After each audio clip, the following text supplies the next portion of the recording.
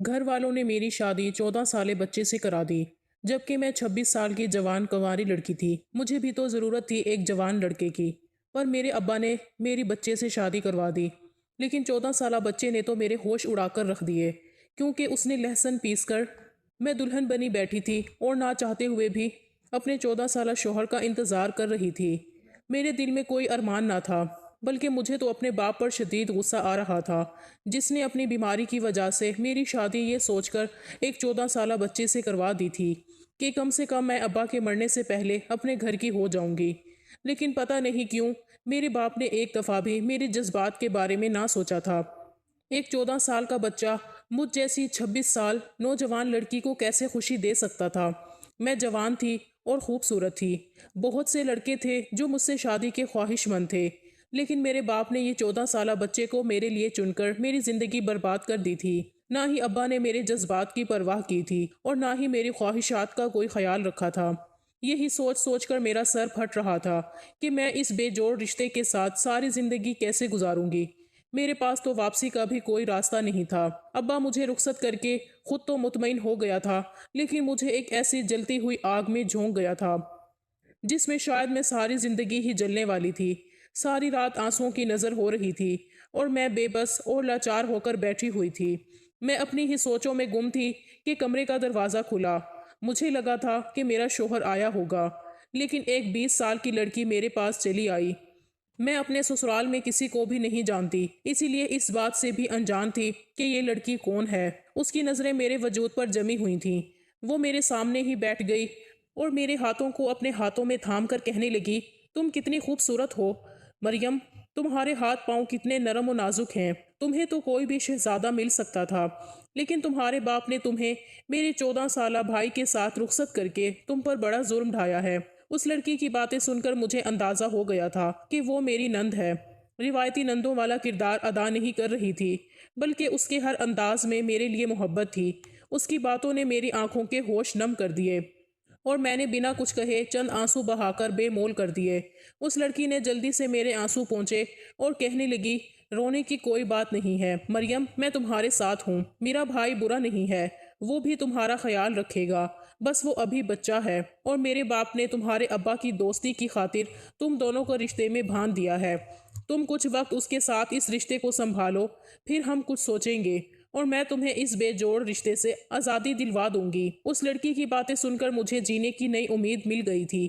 میں سوچ رہی تھی کہ میں تنہا نہیں ہوں۔ واقعی اگر مجھے اس رشتے سے آزادی مل جاتی تو میں اپنی مرضی سے اپنی زندگی گزار سکتی تھی۔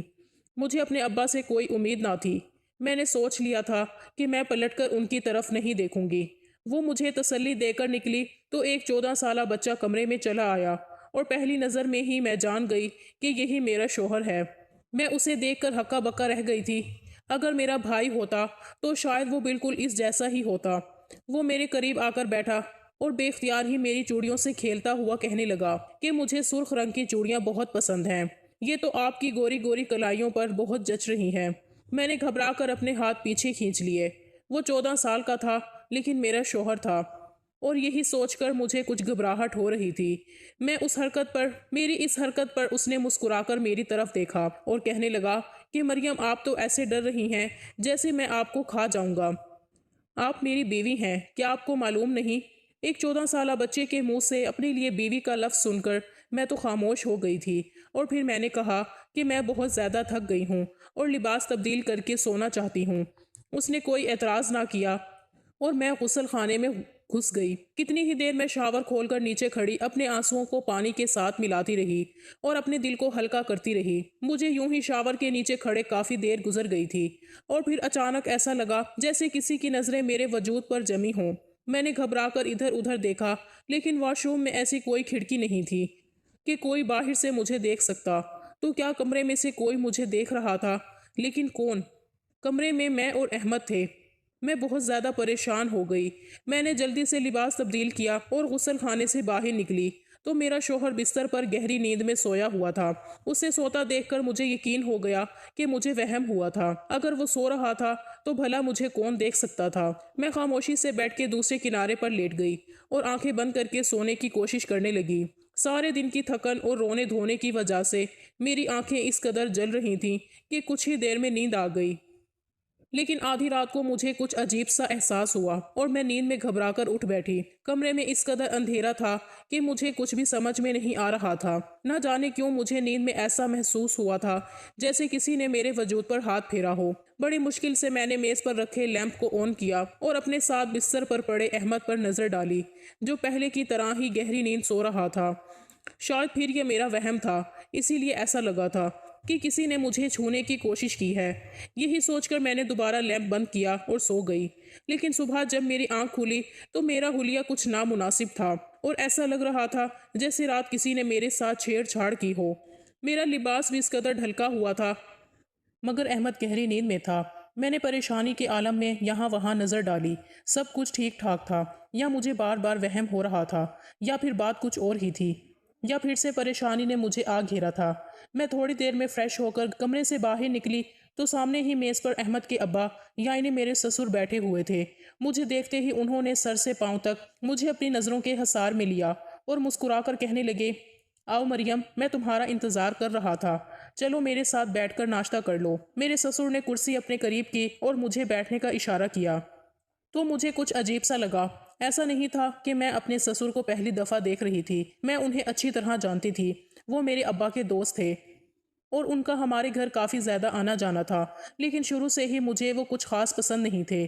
ان کی نظریں ہمیشہ ہی مجھے اپنے وجود کے آر پار ہوتی محسوس ہوتی تھیں، اور اب جس طرح وہ مجھے اپنے قریب بیٹھنے کا کہہ رہے تھے مجھے بالکل بھی اچھا نہیں لگا تھا۔ میں جان بوجھ کر ان سے دور رکھی کرسی پر بیٹھ گئی اور سر جھکائے ناشتہ کرنے لگی، لیکن سارا وقت مجھے ایسا ہی لگا جیسے نظریں مجھ پر پڑی ہوئی ہوں۔ کچھ ہی دیر میں میری نند بھی آ گئی اور میرے برابر ہی بیٹھ کر میری خوبصورتی کی تعریفیں کرنے لگی، اور پھر اپنے ابا کے سامنے اس نے بڑے شرارت انداز میں مجھ سے پوچھا کہ کل رات احمد نے تمہیں تنگ تو نہیں کیا؟ مجھے اس سے اس سوال کی امید ہرگز بھی نہ تھی۔ میں ایک دم ہی شرمندہ ہو گئی اور میری نظر جیسے ہی میرے سسر پر پڑی ان کے چہرے پر بھی مسکراہٹ تھی اور مجھے لگا کہ میں دوبارہ سر نہیں اٹھا سکوں گی۔ میری نند نے فوراً بات بدلی اور کہنے لگی، میرے کہنے کا مقصد یہ تھا کہ احمد بہت زیادہ ہی شرارتی ہے اور وہ رات کو اتنی آسانی سے سوتا بھی نہیں۔ میں اسے بہت زیادہ کہانیاں سناتی ہوں، تب ہی جا کر اسے نیند آتی ہے۔ اسی لیے پوچھ رہی تھی کہ کہیں کل اس نے تمہیں بھی تو تنگ نہیں کیا؟ میں نے بڑی مشکل سے سر ہلایا اور خاموشی سے اپنے ناشتے پر توجہ دینے لگی۔ میرا بس چلتا تو میں اس منظر سے کہیں غائب ہو جاتی۔ میرے سسر ناشتہ کر کے وہاں سے چلے گئے تو میری جان میں جان آئی، لیکن اچانک ہی میری نند کہنے لگی کہ ابا نے صرف تمہاری ہمدردی میں احمد کا رشتہ تم سے کروایا ہے، ورنہ کوئی باپ اپنے بچے کی زندگی خراب نہیں کرنا چاہتا، اس لیے تم ابا کا خیال رکھا کرو۔ اماں کے انتقال کے بعد سے وہ بالکل تنہا رہ گئی ہیں۔ میری نند نے چائے کا ایک کپ نکال کر میرے سامنے رکھا اور کہنے لگی کہ ابا اپنے کمرے میں چائے پیتے ہیں، جاؤ جا کر ابا کے کمرے میں چائے دے آؤ، وہ خوش ہو جائیں گے۔ میں اس کی بات پر ایک دم گھبرا گئی تھی، لیکن میں اپنی نند کو انکار نہیں کرنا چاہتی تھی، اس لیے مجبوراً میں نے چائے کا کپ اٹھایا اور اپنے سسر کے کمرے میں پہنچ گئی۔ میرے سسر بستر پر بیٹھے ہوئے تھے، مجھے بھی اپنے قریب بیٹھنے کا اشارہ کیا، نہ چاہتے ہوئے بھی مجھے ان کے ساتھ بیٹھنا پڑا۔ وہ دھیرے دھیرے سے میرے قریب ہو گئے اور آہستہ سے کہنے لگے، میں جانتا ہوں میرا احمد تمہیں کوئی خوشی نہیں دے سکتا، وہ ابھی بہت چھوٹا ہے، لیکن بس کچھ دنوں کی بات ہے، پھر سب کچھ ٹھیک ہو جائے گا۔ ان کے منہ سے ایسی بات سن کر میں گھبرا کر کھڑی ہو گئی اور تیز تیز قدم اٹھاتے کمرے سے ہی باہر نکل آئی۔ یہ سسرال تو میرے لیے گلے کا پھندا بن گیا تھا۔ صرف 14 سالہ شوہر ہی میری پریشانی نہیں تھا، بلکہ میرے سسر بھی مجھے ایک آنکھ نہیں بھاتے تھے۔ میں سیدھا اپنے کمرے میں چلی آئی۔ احمد جاگ چکا تھا، مجھے دیکھتے ہی بھاگ کر آیا اور میرے گلے سے لگ گیا۔ مریم، آپ کہاں چلی گئی تھیں؟ میں نے آپ کو کمرے میں نہیں پایا تو بہت زیادہ گھبرا گیا تھا۔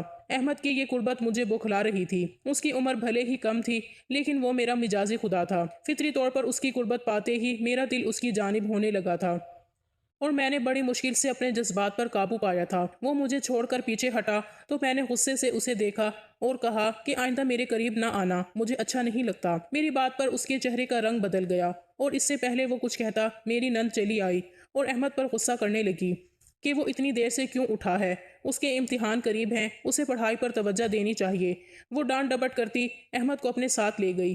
میرا سارا دن مستقبل کی سوچوں کی فکر میں ہی گزر گیا۔ میری بھوک پیاس سب ٹوٹ چکی تھی۔ رات کے وقت میری نند دودھ کا گلاس اٹھائے میرے کمرے میں چلی آئی اور کہنے لگی کہ بھابھی، آپ نے سارا دن کچھ نہیں کھایا، اب کم سے کم دودھ پی کر سوئیے گا۔ اس کی بات سن کر مجھے اپنی نند پر پیار آ گیا۔ وہ عمر میں مجھ سے چھوٹی تھی، لیکن اس کے باوجود میرا بہت خیال کر رہی تھی۔ میں نے اس کے ہاتھ سے دودھ کا گلاس لیا اور اس کی خوشی کی خاطر دودھ پی لیا۔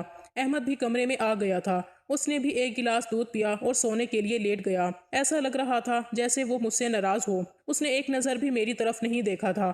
میں بھی سکون سے سونے کے لیے لیٹ گئی، اور پھر جب اگلی صبح میری آنکھ کھلی تو بستر کی چادر نیچے پڑی ہوئی تھی۔ احمد بستر پر کہیں نہیں تھا اور میری حالت کافی غیر ہو رہی تھی۔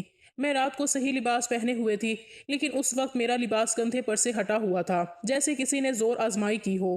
میں نے پریشانی کے عالم میں احمد کو دیکھا تو وہ بیڈ سے نیچے پڑا ہوا تھا، شاید نیند کے عالم میں نیچے گر گیا تھا۔ لیکن پھر بستر کی ایسی حالت کس نے کی تھی اور میرا لباس کیسے چاک ہوا تھا، مجھے کچھ بھی سمجھ نہیں آ رہا تھا۔ میں نے جلدی سے اٹھ کر اپنا لباس تبدیل کیا اور بستر کی حالت بہتر کر کے احمد کو ہلایا۔ وہ گہری نیند میں سے بامشکل آنکھ کھول کر مجھے دیکھنے لگا۔ میں نے اسے بستر پر واپس کیا اور پھر خود بھی بستر پر ہی بیٹھ گئی۔ میں دونوں ہاتھوں کی انگلیاں آپس میں الجھائی پریشانی کے عالم میں بیٹھی ہوئی تھی۔ یہ سب کیا ہو رہا تھا؟